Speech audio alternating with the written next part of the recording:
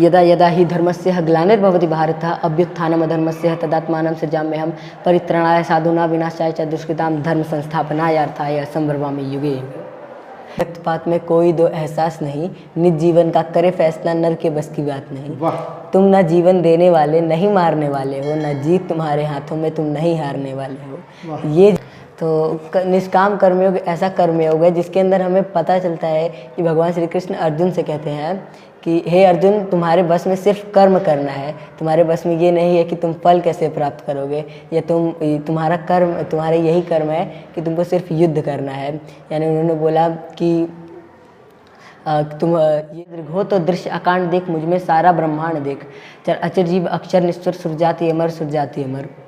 सतकोटि सूर्य सतकोटि चंद्र सतकोटि सरिसर सिंधु मंद सतकोटि रुद्र सतकोटि काल सतकोटि दंड लोकपाल जंजीर बढ़ाकर साथ इन्हें हाँ हाँ दुर्योधन पाल।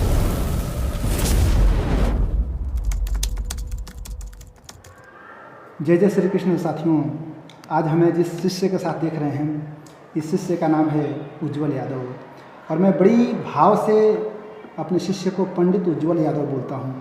पंडित शब्द का मतलब ही होता है अपने विषय में निपुण, ज्ञानी, विद्वान। इस शब्द को आप सुशोभित करते हो। क्यों? क्योंकि मैंने आपको हिंदी पढ़ाते हुए परखा है, आपके पास श्रीमद् भगवत गीता का विशद ज्ञान है, इसके साथ साथ रामायण का भी ज्ञान है। श्री रामचरितमानस पे भी अगर आपको बोलना हो तो बेहिचक बोलते हो। इस वीडियो में मैं कम बोलूँगा और मैं अपने शिष्य को बोलने का अवसर ज़्यादा से ज़्यादा दूंगा। तो उज्ज्वल, मैं सबसे पहले तो मैं जानना चाहूँगा, आप अपना परिचय दीजिए संक्षिप्त में कि आप कहाँ से हो और कहाँ पढ़ते हो।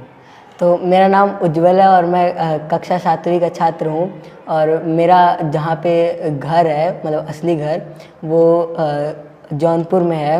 अच्छा। और मेरे पापा यहाँ पे जैसे उनकी नौकरी है, यहाँ पे वो जॉब करते हैं। किस विभाग में है? वो टीचिंग में है, यानी वो टीचर हैं। पापा क्या नाम पड़ेगा? अखिलेश कुमार यादव। अखिलेश जी, चलिए। तो इस समय आप जिस विद्यालय में पढ़ते हो उसका क्या नाम है? केंद्रीय विद्यालय गांगरानी, कुशीनगर। यानी कि जहाँ मैं पढ़ाता हूँ, जहाँ हम लोग बैठे हैं, यह केंद्रीय विद्यालय गांगरानी है। अच्छा लगता है। आइए हम मुद्दे की बात करते हैं और समझते हैं। देखिए, निष्काम कर्मयोग, श्रीमद् भगवद गीता में भगवान श्री कृष्ण अर्जुन को समझाते हुए कहते हैं कि कर्मण्येवाधिकारस्ते मा फलेषु कदाचन। तो इस संदर्भ में आप क्या जानते हैं? तो निष्काम कर्मयोग ऐसा कर्मयोग है जिसके अंदर हमें पता चलता है कि भगवान श्री कृष्ण अर्जुन से कहते हैं कि हे अर्जुन, तुम्हारे बस में सिर्फ कर्म करना है, तुम्हारे बस में ये नहीं है कि तुम फल कैसे प्राप्त करोगे, या तुम्हारा कर्म, तुम्हारे यही कर्म है कि तुमको सिर्फ युद्ध करना है। यानी उन्होंने बोला कि तुम ये इस दुनिया के रक्तपात में कोई दो एहसास नहीं, निज जीवन का करे फैसला नर के बस की बात नहीं। तुम ना जीवन देने वाले नहीं मारने वाले हो, ना जीत तुम्हारे हाथों में तुम नहीं हारने वाले हो। ये जीवन दीपक की भांति यूं ही जलता रहता है, पवन वेग से बुझ जाता है, वरना जलता रहता है। मानव बस में शेष नहीं, फिर भी मानव क्यों डरता है, वह मर कर भी वह अमर हुआ जो धर्म की खातिर मरता है। क्या बात है, वाह वाह। आपसे मैं ये भी जानना चाहूँगा कि श्री कृष्ण शांति दूत किसकी ओर से और क्यों बने? तो भगवान श्री कृष्ण शांति दूत पांडवों की ओर से बने, और वो इसलिए बने थे शांति दूत क्योंकि पहले संजय आ चुके थे शांति का प्रस्ताव लेकर के। फिर उसके बाद जब वो पहुँचे वहाँ पर, मतलब शांति दूत बन करके, फिर उन्होंने बोला कि युद्ध को टालने का ये आखिरी उम्मीद है कि हम आखिरी उम्मीद के अंदर इस युद्ध को रोक दें। तो फिर वो पहुँचे वहाँ पे जा कर के, और फिर जब उन्होंने बोला कि दुर्योधन से, पहले दिन जब वो रुके तो वो विदुर के यहाँ, पहले उनको बोला गया, दुर्योधन ने उनको बोला कि आप दुशासन के घर में रहिए। तो दुशासन का जो महल था वो दुर्योधन से ऊंचा था, इसलिए दुशासन का जो था उसके अंदर उसको रखा गया। तो फिर भगवान श्री कृष्ण जब वहाँ गए तो उन्होंने फिर विदुर के घर जाने लगे। फिर जब वो विदुर के घर गए तो फिर जो दुर्योधन था उसने श्री कृष्ण को बोला कि उसने निमंत्रण दिया कि आज आप भोजन करने आइए हमारे यहाँ। तो उन्होंने बोला कि जिस काम के लिए मैं यहाँ आया हूँ वो काम तो पहले कर लूँ, उसके बाद मुझे न्योता देना उचित होगा। तो फिर दुर्योधन, फिर अगले दिन की सभा बुलाई गई तो उसके अंदर भगवान श्री कृष्ण और सब पहुँचे। तो भगवान श्री कृष्ण ने बोला कि सिर्फ आप हम लोगों पांडवों को आधा राज अगर आपको देना हो तो आप आधा राज दे दीजिए, नहीं तो आप आधा राज नहीं दे सकते हैं तो सिर्फ 5 ग्राम यानी 5 गांवों को हमारे मतलब पांडवों के का हवाले कर दे। इसके ऊपर रामधारी सिंह दिनकर लिखते हैं अपनी रास मेरठी के एक चैप्टर के एक सर के अंदर, उन्होंने लिखा, वर्षों तक वन में घूम घूम बाधा विघ्नों को चूम चूम सहधूप घाम पानी पत्थर पांडव आए कुछ और निकर, सौभाग्य ने सब दिन सोता है देखें आगे क्या होता है। मैत्री की राह बताने को, सबको सुमार्ग पर लाने को, भीषण विध्वंस बचाने को, दुर्योधन को समझाने को भगवान हस्तिनापुर आए, पांडव का संदेशा लाए। दो न्याय अगर तो आधा दो, पर इसमें भी यदि बाधा हो तो दे दो केवल 5 ग्राम, रखो अपनी धरती तमाम, हम वहीं खुशी से खाएंगे परजन प्यासी न उठाएंगे। दुर्योधन वह भी दे न सका आशीष, समा चीले न सका उल्टे हरि को बांधने चला, जो था असाध्य साधने चला, जब नाश मनुष्य पर छाता है पहले विवेक मर जाता है। फिर हरि ने भीषण हुकार किया, अपना स्वरूप विस्तार किया, डगमग डगमग दिग्गज डोले, भगवान कुपित होकर बोले, जंजीर बढ़ाकर साध मुझे, हाँ हाँ दुर्योधन बांध मुझे। ये देख गगन मुझ में लय है, ये देख पवन मुझ में लय है, मुझ में विलीन झंकार सकल, मुझ में विलीन संसार सकल, अमृत फूलता है मुझ में, संहार झूलता है मुझ में। उद्याचल मेरा दीप्तभाल, भूमंडल वच मच विशाल, भुज परिधि बंध को घेरे हैं, मैनाक मेरु पग मेरे हैं। दुर्योधन ये भुज परिधि बंध को घेरे हैं, मैनाक मेरु पग मेरे हैं। दुर्योधन रण अरे भुज परिधि बंध को घेरे हैं, मैनाक मेरु पग मेरे हैं। दिप्ते जो ग्रहनक्ष निकट सब है मेरे, मुख के अंदर दीर्घो तो दृश्य अकांड देख, मुझ में सारा ब्रह्मांड देख। चल अचर जीव अक्षर निश्चर, सुरजाति अमर सुरजाति अमर। सतकोटि सूर्य सतकोटि चंद्र, सतकोटि सरित्सर सिंधु मंद, सतकोटि रुद्र सतकोटि काल, सतकोटि दंडधर लोकपाल, जंजीर बढ़ाकर साध इन्हें, हाँ हाँ दुर्योधन बांध इन्हें। भूलोक अतल पाताल देख गत और अनागत काल देख, यह देख जगत का आदिसेन, यह देख महाभारत का रण।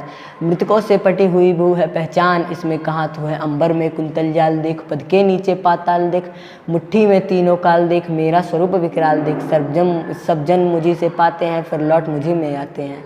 जीवा से करती ज्वल सघन सांसों में, पाता जन पवन पड़ जाती मेरी, दृष्टि जन हंसने लगती है सृष्टि उधर। मैं जब भी मूंदता हूँ लोचन छादाचा चारों ओर, मरण बांधने मुझे तू आया है, जंजीर बड़ी क्या लाया है, अगर मुझे बांधना चाहे मन तो पहले बांध अनंत को।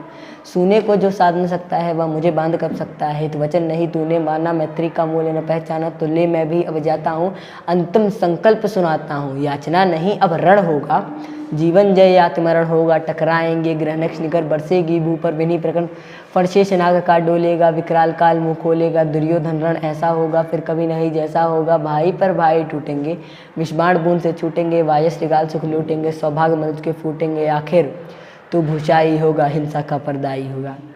फिर उसके बाद उन्होंने लिखा कि क्या बात है, बहुत अच्छा, वाह।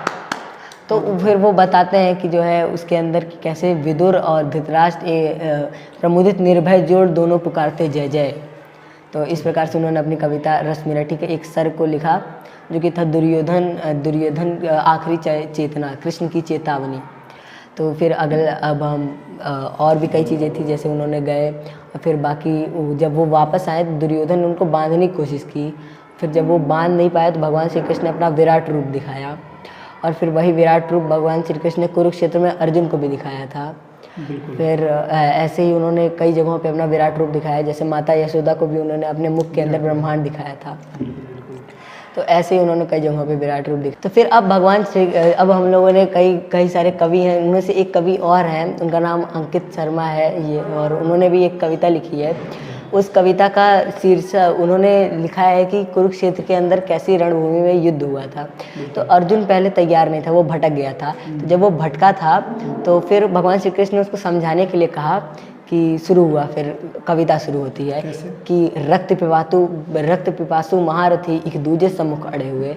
तो ऐसे भी होती है, कई जगहों पे ऐसा बोला जाता है कि तलवार धनुष और पैदल सैनिक कुरुक्षेत्र में खड़े हुए, रक्त के प्यासे महारथी के दूजे सम्मुख अड़े हुए, कई लाख सेना के सम्मुख पांडव 5 विचारे थे, एक तरफ थे योद्धा सब, एक तरफ समय के मारे थे, कुरुक्षेत्र के महासमर की प्रतीक्षा में सारे ताक रहे थे जी, लेकिन पार्थ के रथ को तो खुद केशव हाँक रहे थे जी।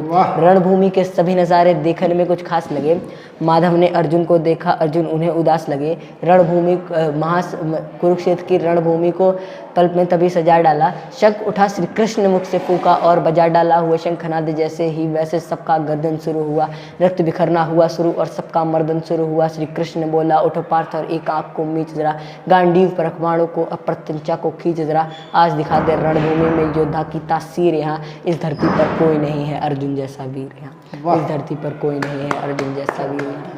सुनी बात माधव की तो अर्जुन का चेहरा उतर गया, एक धनुधारी की विद्या मानो चूहा उतर गया। बोले पार्थ सुन कान्हा जितने सम्मुख हैं ये खड़े हुए, इन्हीं सभी से सीख सीख कर हम सारे भाई हैं बड़े हुए। उधर खड़े हैं भीष्म पितामह मुझको गोद खिलाते थे, गुरु द्रोण ही धनुष बाण का सारा ज्ञान सिखाते थे। सभी भाई पर प्यार लुटाया कुंती मात हमारी ने, कोई कमी न छोड़ी कभी थी उस माता गांधारी ने। ये जितने गुरुजन खड़े हुए हैं सभी पूजने लायक हैं, माना दुर्योधन दुशासन थोड़े से ना लायक हैं। मैं अपराध क्षमा करता हूँ बेशक हम ही छोटे हैं, आखिर जैसे भी हैं माधव सब ताऊ के बेटे हैं। वाह क्या बात है। इतने से भूभाग की खातिर हिंसक नहीं बनूंगा मैं, स्वर्ण लगाकर खुद का कुल विध्वंसक नहीं बनूंगा मैं। खून सने हाथों को होता राजभोग अधिकार नहीं, परिवार मारकर गद्दी मिले तो सिंहासन स्वीकार नहीं। रथ पर बैठ गया अर्जुन मुँह माधव से ता मोड़ दिया, आंखों में आंसू भरकर गांडीव जो हाथ से छोड़ दिया। गांडीव जो हाथ से छूटा तो माधव भी कुछ अकुचाए थे, शिष्य पार्थ पर गर्व हुआ और मन ही मन हर्षाए थे। मन में सोच लिया था कि पार्थ की बुद्धि ना सकने दूंगा, समरभूमि में पार्थ को कमजोर नहीं पड़ने दूंगा। फिर धर्म बचाने की खातिर फिर नव अभियान शुरू हुआ, उसके बाद जगत गुरु का गीता ज्ञान शुरू हुआ। एक नज़र में कुरुक्षेत्र के एक नज़र में कणकण डोल गए माधव, टकटकी बांध के देखा अर्जुन एकदम बोल गए माधव। हे पार्थ मुझे पहले बतलाते, मैं संवाद नहीं करता, तुम सारे भाइयों की खातिर कोई विवाद नहीं करता। पांचाली के तन पर लिपटी साड़ी खींच रहे थे वो, दोषी वो भी उतने ही हैं, जबड़ा भींच रहे थे जो, कर की इज्जत तड़प रही कोई दो टूक नहीं बोले। पौत्र बहू को नग्न देख क्यों गंगा पुत्र नहीं खोले, पौत्र बहू को नग्न देख क्यों गंगा पुत्र नहीं खोले। और पार्थ तुम कायर बनकर हो बैठे, पार्थ बड़ी बेशर्मी है, संबंध उन्हीं से निभा रहे जो लोग यहाँ पे अधर्मी हैं। धर्म के ऊपर आज यहाँ पर भारी संकट खड़ा हुआ और तेरा गांडीव पार्थ के औरत के कोने में पड़ा हुआ। और हे पांडु के पुत्र धर्म का कैसा कर्ज उतारा है, सोले होने थे आंखों में पर बहती जलधारा है। धर्म अधर्म की गहराई में खुद को नाप रहा अर्जुन, असिधार फिर तेज हुआ और थर थर काँप रहा अर्जुन। हे माधव ये रक्त स्वयं का पीना नहीं सरल होगा, ये यदि विजय हुए तो भी यहाँ पे जीना नहीं सरल होगा। हे माधव मुझको बतलाओ कुलनाशक कैसे बन जाऊँ, रक्त सिंहासन लाशों पर मैं शासक कैसे बन जाऊँ। कैसे उठेंगे कर उन पर जो कर पर अधर लगाते हैं, करने को जिनका स्वागत ये कर भी खुद जुड़ जाते हैं। इन्हीं करों ने बालकाल में सबके पैर दबाए हैं, इन्हीं करों को पकड़ करों में पितामह मुस्काए हैं। अपने बाणों की नोक जो फिर इनकी ओर करूँगा मैं, माधव मुझको मृत्यु दे दो उससे पूर्व मरूंगा मैं। बाद युद्ध के पास न मुझको कुछ दिखाई देता है, हे माधव इस रणभूमि में बस नाश दिखाई देता है। बात बड़ी ही भावुक थी पर जगत गुरु मुस्काते थे, ज्ञान की गंगा जी गीता द्वारा चक्रधारी बरसाते थे। जन्म मरण की युद्ध यहाँ पे बिल्कुल चाह नहीं करते, क्या होगा अंजाम युद्ध का ये परवाह नहीं करते। इस दुनिया के रक्तपात में कोई दो एहसास नहीं, निज जीवन का करे फैसला नर के बस की बात नहीं। तुम ना जीवन देने वाले नहीं मारने वाले हो, ना जीत तुम्हारे हाथों में तुम नहीं हारने वाले। ये जीवन दीपक की भांति यूं ही जलता रहता है, पवन वेग से बुझ जाता है वरना जलता रहता है। मानव वश में शेष नहीं फिर भी मानव क्यों डरता है, वह मर कर भी वह अमर हुआ जो धर्म की खातिर मरता है। न सत्ता सुख से होता है न सम्मानों से होता है, जीवन का तो सार सफल बस बलिदानों से होता है। देह दान योद्धा ही करते ना कोई दूजा जाता है, रणभूमि में वीर मरे तो शव भी पूजा जाता है। जैसे सेना युद्ध में खोटे शस्त्र बदलती है, वैसे ही ये दिव्य आत्मा देह में वस्त्र बदलती है, देह में वस्त्र बदलती है। ये मान और सम्मान बताओ, जीवन के अपमान बताओ, जीवन मृत्यु क्या है माधव मुझको जीवन दान बताओ। काम क्रोध की बात कही मुझको उत्तम काम बताओ, अरे खुद को ईश्वर कहते हो तो जल्दी अपना नाम बताओ। इतना सुनते ही धीरज माधव का डोल गया, फिर तीन लोग का स्वामी फिर बेहद गुस्से में बोल गया। कान खोल कर सुनो पार्थ मैं ही त्रेता का राम हूँ, कृष्ण मुझे सब कहते हैं मैं द्वापर का घनश्याम हूँ। रूप कभी नर नारी का धरकर अंगित केश बदलता हूँ, धर्म बचाने की खातिर फिर अंगित वेश बदलता हूँ। विष्णु जी का दशम रूप मैं परशुराम मत वाला हूँ, नाक कालिया के फन पर मैं मर्दन करने वाला हूँ। बांकासुर और महिषासुर को मैंने जिंदा गाड़ दिया, धर्म बचाने की खातिर फिर हिरण्यकश्यप फाड़ दिया। रत्तनिक नहीं भी चलता है मैं ही आगे बढ़ता हूँ, धनुष बाण है तेरे हाथों में पर रणभूमि में मैं लड़ता हूँ, रणभूमि में मैं लड़ता हूँ। फिर इतना बोल के फिर मौन हुए, फिर खुद ही सकुचाए केशव, पलक झपकते ही अपने दिव्य रूप में आए केशव। दिव्य रूप का तेज अनोखा सबसे अलग दमकता था, कई लाख सूरज जितना चेहरे पर तेज चमकता था। इतने ऊंचे थे भगवान सर अंबर से जल लगता था और हजारों भुजा देख अर्जुन को डर लगता था। माँ गंगा का पावन जल उनके कदमों को चूम रहा था और तर्जनी उंगली में चक्र सुदर्शन घूम रहा था। नदियों की कलकल सागर का शोर सुनाई देता था, श्री कृष्ण में पूरा ब्रह्मांड दिखाई देता था। फिर हाँ, फिर मेरे माधव का कद थोड़ा सा बड़ा हुआ, इसमें पूरा ब्रह्मांड दिखाई देता था। फिर मेरे माधव का कद थोड़ा सा बड़ा हुआ, सहमा सहमा था अर्जुन फिर एकदम रथ पे खड़ा हुआ। फिर ज्ञान की गंगा गीता द्वारा चक्रधारी बरसाते थे। हाँ, फिर हृदय में ऐसे प्रहार हुआ, मृत्यु के आलिंगन हेतु फिर अर्जुन तैयार हुआ। मैं धर्मभुजा का वाहक हूँ, मुझको कोई मार नहीं सकता, जिसके रथ पर भगवान हो युद्ध में हार नहीं सकता, वो युद्ध में हार नहीं सकता। यदा यदा ही धर्मस्य ग्लानिर्भवति भारत अभ्युत्थानम् अधर्मस्य तदात्मानं सृजाम्यहम् परित्राणाय साधूनां विनाशाय च दुष्कृतां धर्म संस्थापनायार्थाय संभ्रमामि युगे युगे। फिर कुरुक्षेत्र की रणभूमि पर नाच नचाया अर्जुन ने, सारी धरती लाल हुई, कोहराम मचाया अर्जुन ने। बड़े बड़े योद्धाओं को भी नानी याद दिलाई थी, मृत्यु का वो तांडव था जो मृत्यु भी घबराई थी।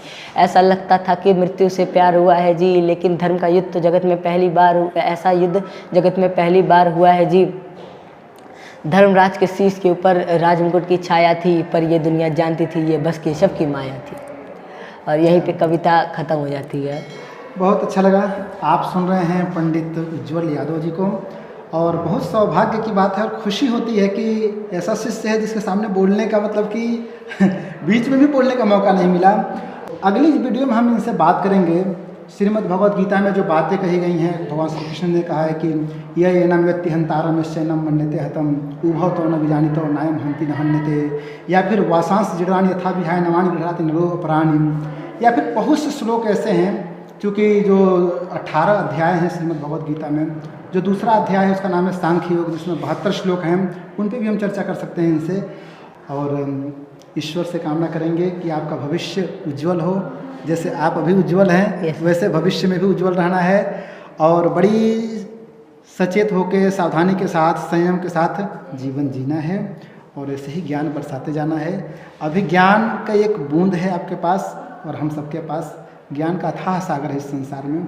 तो फिर मिलते हैं साथियों अगली वीडियो में, और उसमें हम इनसे चर्चा करेंगे कि भगवान श्री कृष्ण ने अपने सुदर्शन चक्र से सूर्य को क्यों ढक लिया था। निष्काम कर्म योग पे भी हम चर्चा करेंगे। अर्जुन ने किस चीज़ की प्रतिज्ञा की थी, और कुरुक्षेत्र में क्या क्या हुआ था, इस पे भी हम चर्चा करेंगे। पांडवों को धृतराष्ट्र ने कौन सा राज्य दिया था, और चौसर के खेल में 2 शर्तें क्या थीं। ये तो लिखित प्रश्न हैं, इसके साथ साथ और भी प्रश्न हम लेकर उपस्थित होंगे अगली वीडियो में। और बहुत अच्छा लगा, ऐसे पढ़ते रहिए, आगे बढ़ते रहिए। फिर हम आपसे विदा लेते हैं, फिर मिलते हैं। जय श्री कृष्ण। हरे राम। हरे राम।